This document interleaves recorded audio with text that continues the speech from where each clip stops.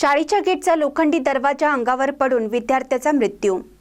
करवीर तालुक्यातील केरले विद्या मंदिरमधील घटना।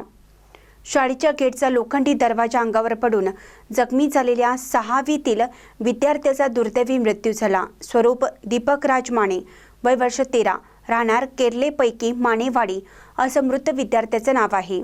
ही दुर्दैवी घटना आज सकाळच्या सुमारास करवीर तालुक्यातील केरले येथील कुमार व कन्या विद्या मंदिर येथे घडली। या घटनेची करवीर पोलीस ठाण्यात नोंद करण्यात आली आहे। घटनास्थळावरून मिळालेली अधिक माहिती अशी की मानेवाडीतून मराठी शाळा 1.5 किलोमीटर लांब असल्याने आपल्या दोन्ही मुलांना दुचाकीवरून गुरुवारी सकाळी शाळेत सोडून आले होते। शाळेतील परिपाठ झाल्यानंतर विद्यार्थी वर्गात गेले होते। शिक्षकांनी हजेरी घेतल्यानंतर शिक्षकांना सांगून स्वरूप लघुशंकेसाठी वर्गाबाहेर गेला। शाळेतील गेटच्या दरवाजातून आत जात असताना अचानक नादुरुस्त असलेली लोखंडी गेट स्वरूपच्या अंगावर पडल्याने डोक्याला गंभीर जखम होऊन रक्तस्राव झाला।